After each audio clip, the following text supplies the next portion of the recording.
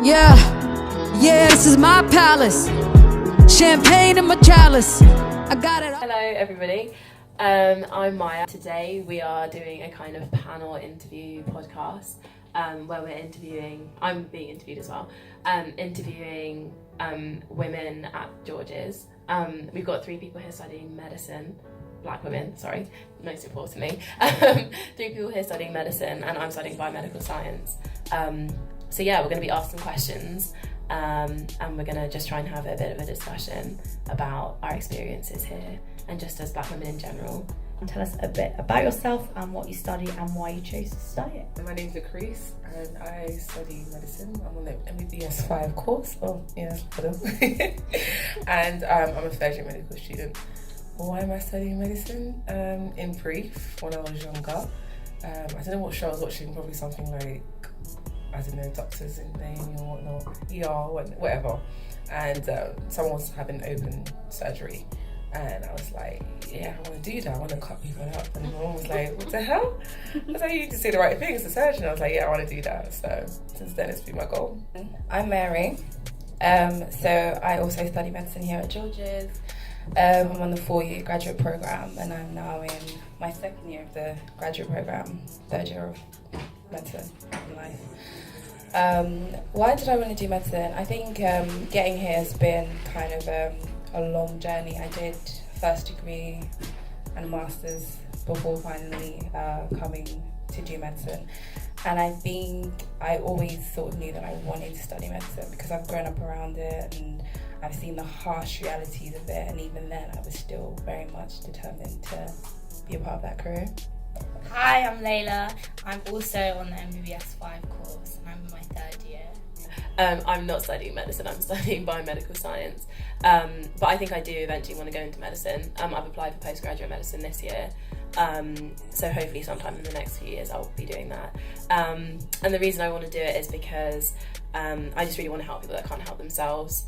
I'm also quite interested in alternative medicine, so I really want to break into Western I want to get into medical school, break into like the Western medical world and kind of shake it up a bit because, yeah, I have a lot of ideas.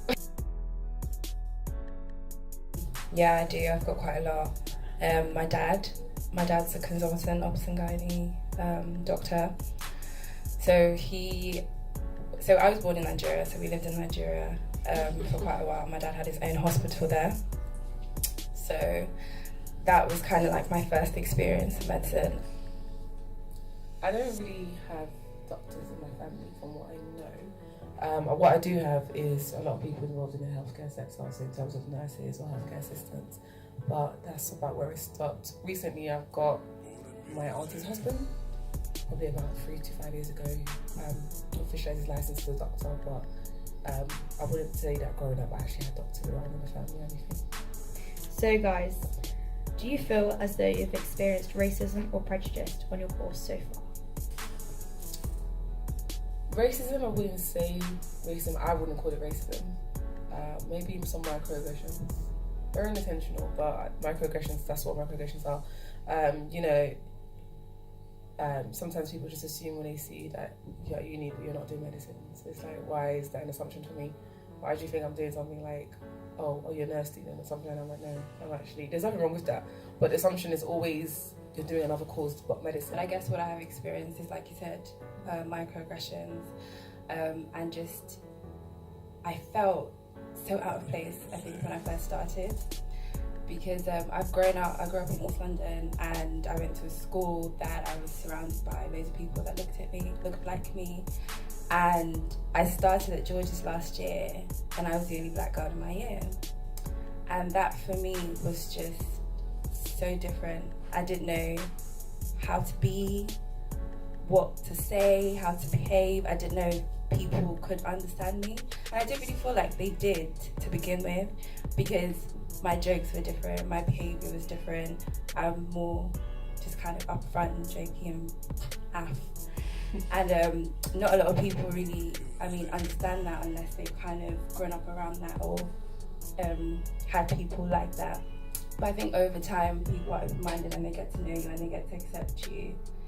So that's one thing. And another thing that I noticed, and we actually, so me and a group of other people actually came together and said, yeah, we think this is a problem, is the fact that in the PBL cases, we didn't like the fact that you didn't have like Dr. or Lolubo, like you had the poor African lady who was sick and needed help from UNICEF that was being helped by a Dr. Jones, but like we felt like there was a lack of representation, and that's something we wanted to change.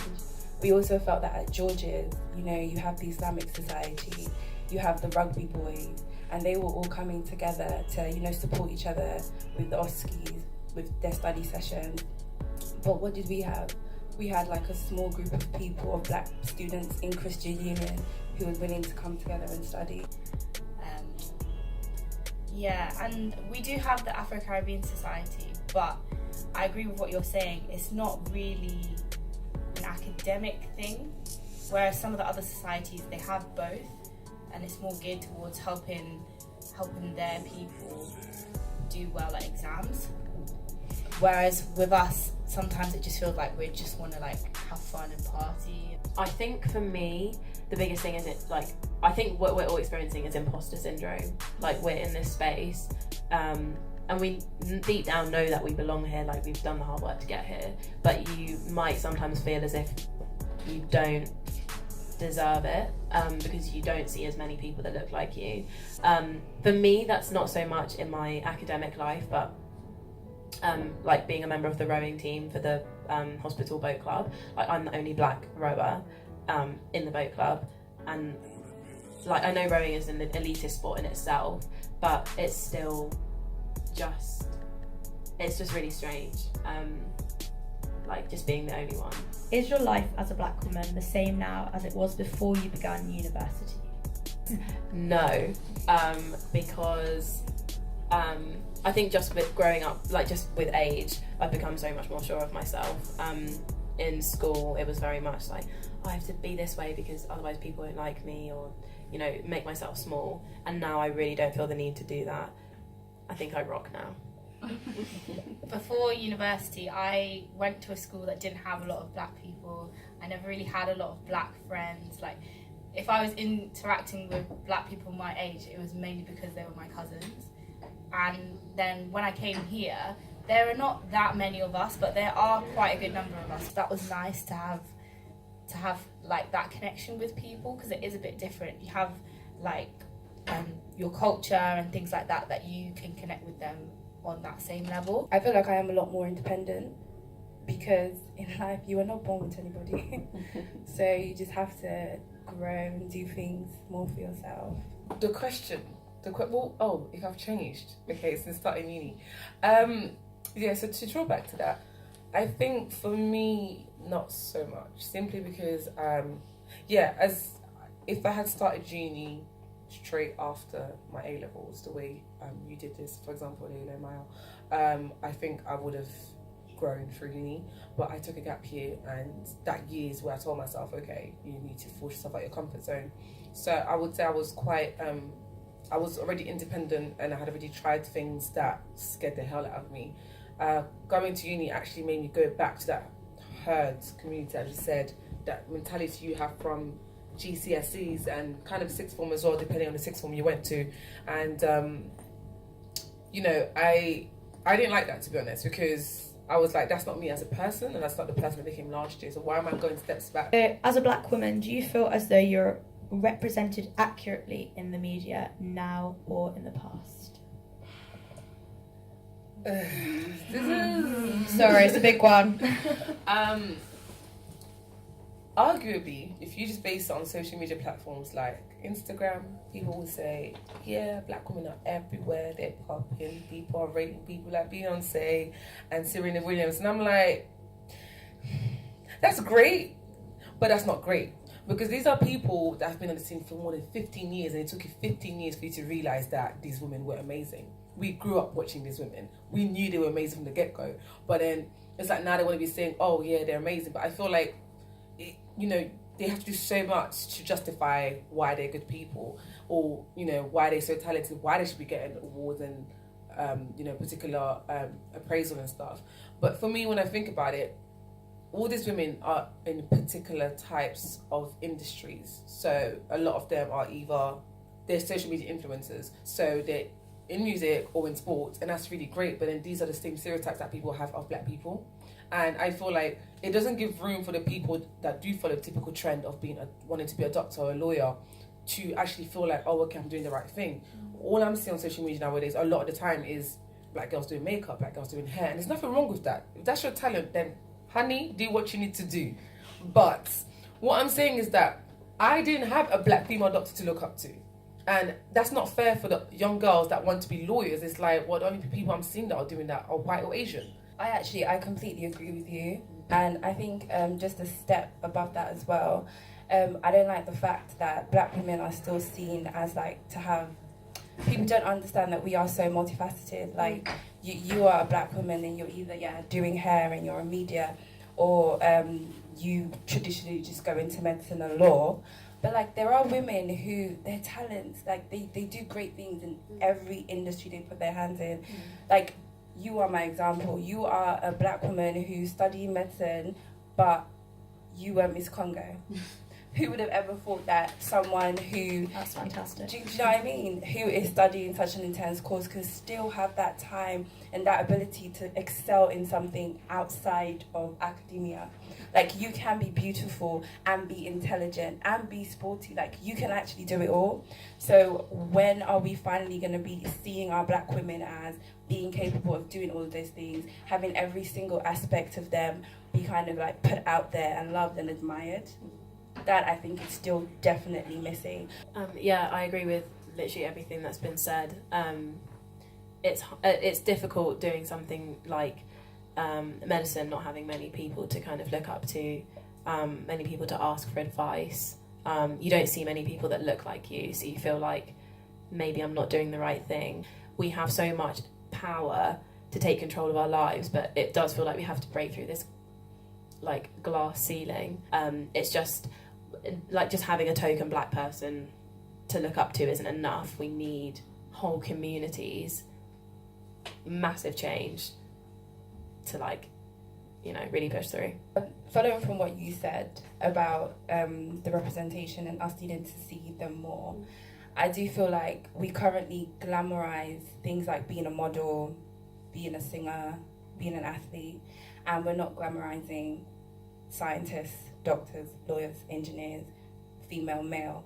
And there was this Instagram, I think it was like Black Beauties in Science, and you go on it and you saw the most attractive black women and men who were doctors, who were nurses, who were pharmacists. And suddenly I saw people going crazy, like, oh my gosh, if they look like that, I want to be a doctor, I want to be a nurse, and it was just like, well, if that's what it takes for you to see that someone who is in that industry can still be good looking, can still do well, can still make money, then we need more of that. And we need our young people to see more of that and less of someone's naked pictures. Like, it's really necessary. I definitely agree with what you just said, and it's just made me think something that will emphasize the point that we don't have enough black female role models in the media is, if you ask someone of any other ethnicity, okay, name me, I don't know, 5 successful doctors or someone who's in the well-known sciences, they'll do that problem. Me, I will struggle. And that's not to say that because black people are not doing it. It's because they've done it, but we're just not being taught about it. And that emphasizes the point why we still need things like Black History Month. Because I could give you well-known scientists. I can tell you all the ones that done the PCR and stuff like that. I would tell you that, okay, they were all white men or like a white woman and stuff, but I could never give you a black person. But that's not to say that we're not doing innovations, that we're not doing amazing things. We just don't know about it. So it's just to say that, again, the representation on social media of black women is just not enough. Because from the point that you have to, what's the movie that had the Hidden Figures? Yeah. Oh, I love that movie. And when I found out how old these women were now, I said, wow, this was years ago. And why did I not know about it? Because you're not telling me. The media's not telling me this. I have to go and find these particular pages that say black successful people for me to go and find out, oh wow, black people are doing these amazing things. One more thing to add, I don't know if you guys saw, but this Serena Williams event, when she played against Naomi, forgot her name, but she was a Japanese but half Asian tennis, so half black, half Japanese, she's actually American, but she's playing for Japan. And Serena just had a really bad game, and the Empire was obviously being discriminated towards her to some extent, and took a point from her, and she was very angry about it. And then everyone said she was a sore loser. There's no problem. She still made a win about Naomi. But then what annoyed me was the cartoons that came out after. Never in history have you seen men throw tantrums, and there's videos of them throw tantrums the way they did, and then have such disgusting cartoons made of them the way they made of Serena Williams. They made it like a monkey, like a gorilla, and making them seem like a sore loser. But then when it was other men that did it, and they were all white, to be honest, it was John like... McEnroe, he made a tennis career out of being... Sorry. Like, people like John McEnroe literally made a tennis career out of being, like, arguing with the umpire and stuff in this, I think it was like 70s, 80s. Yeah, she was portrayed as just this absolute monster. And I've seen it, I saw the match, and I think that she was mad. She was mad at herself, she was mad at the umpire, and she was mad for, like, other reasons, for, like, example, like, women trying to change their tops and being being told off by the umpire when, like, Nadal and, like, other male tennis players are allowed to just take their tops off and sit with them for, like, off for ages. And, like, she had a right to be mad. Like, black women have a right to be mad. And I think she did go a bit overboard, but then it was, I agree. What happened afterwards was just, like, completely unacceptable. Like, the cartoons were disgusting. Men have made careers out of being angry, and then as soon as a black woman is angry, she suddenly has no right to be. Yeah.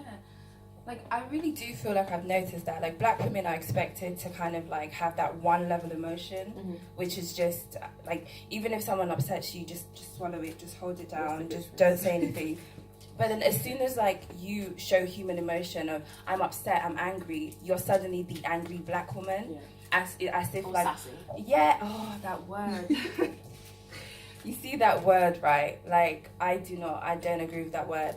Because as soon as you're just expressing yourself, you are doing what anyone else would do, because you are melanated, you are suddenly being sassy about it. You're suddenly being the angry black woman. But anyone else can say what you said. Anyone else can do what you did. And it's okay, because like, there's not this history of them seeming so outraged and doing outrageous things. I've seen white Asian women handle a situation, go crazy, go angry, be ready to pop off and fight, and everyone is like, oh, bless her, they really pissed her off, didn't they? And, like, when a black woman does it, it's like, oh, they're always ready to fight, aren't they? That's true. Yeah, I am. And what? And then even, I remember when I was younger, if I would misbehave, my mum would say to me, don't misbehave in school, don't be bad, don't get angry, because the teacher will tell you off.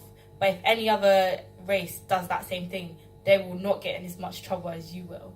So it's from then that you're being told that you need to watch what you're saying, you need to watch how you're acting, because the teachers will tell you off. And she has to say the same thing now to my brother, and it's even worse for him. So, do you feel as though there is a disparity between black men and black women in medicine regarding opportunities and careers?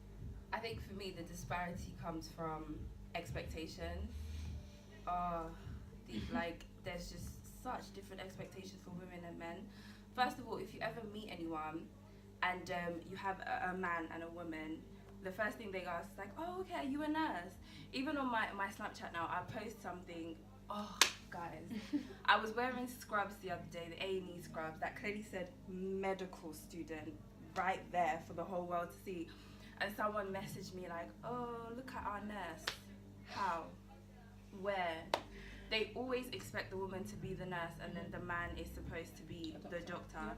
When you graduate, the expectations are different. As a woman, you're expected to go into maybe something like being a GP, something that's a lot lighter on your time, so that you have more time to be a wife and be a mother, you know, take care of your man. Whereas a man is allowed to achieve. He can want to be a surgeon, he can want to rule the world, and it's allowed because he's a man. He does not have to, you know, give birth. He does not have to contribute to the household and play his role because of what? Like, what really is the difference? We were both intellects, like we were both intellectual enough to get onto the course. we both managed to finish, we both managed to excel. So why is it that you're allowed to strive for more than I am? I really totally agree. When you said about the man can aspire to be, if he's male, he can aspire to be a surgeon, it just reminded me of the fact that whenever people ask me, okay, so you're doing medicine, what do you want to do after? And I'm like, surgeon. Because, oh really? Are you sure? And I'm like, damn right, I'm sure. I've been sure for, 18 years of my life that's what I want to do, and it's never changed. And it's like, I know damn right they would never ask a man that question. For me, it's like, just because you're a woman doesn't mean that you can't do as much as men are. Yes, I get it. You get pregnant and you have the baby, but at the end of the day, it's a partnership when you're married to someone or when you have a kid with someone. It's a partnership. Just because I'm the mother doesn't mean I should stay at home and look after the baby the whole time, or you're expecting less of me. And the nurse thing you said, it's exactly the same thing. People always assume, oh, nurse doing healthcare. I'm like, no. I'm actually doing medicine. I'm going to finish as a doctor. And I know the reason why they say this, not just because I'm black. It's because I'm a woman. But you know what? This is all we're here to prove, to break that norm that they have. Because it's honestly so frustrating, and I want people to understand that you just stop adding the sexism that you have on top of the discrimination of colour. Just because someone is a woman, they can't do a particular thing. It's just ridiculous. So I know, this consultant. I think you guys all know her, April Chase. She's she basically, I spoke to her for a while, and she told me that she's a consultant, she's a surgeon, and a year ago she was in the operating theatre and someone mistook her for the cleaner in the theatre, and she was actually the one doing the operation. And it's just stuff like that. It's such an intersectional matter. You can't, when it comes to things like this, it's hard to separate your race from your sex, or your gender, because you feel like you're discriminated in both ways. And when something happens to you, when there is a microaggression, when someone is offensive to you, prejudiced towards you, you think, is it because I'm black, or is it because I'm a woman, or is it both? And often it's both. It just is both. I feel like we are brought up to naturally be competing against each other. Yes. Whereas men, whereas men have this they have a way they bond, and they always automatically find a way to form their own boys club, irregardless of what colour, irregardless of what class. They just know how to come together. So in medicine, I feel like it is a lot easier for the guys to kind of integrate and just get on with things and have that support to excel, because no matter what the denomination is there, they will still get involved and they will still go where they need to go. But for black women, it's a competition. You're competing with your fellow black women. You're competing with with the other Asian and white girls there, and you're not even just competing for your academics. You're also competing for male attention. You're competing for just trying to fit in and just trying to survive. And I think that makes a big difference for black women when it comes to doing well, because all those pressures in some way affect you and affect how much you can succeed.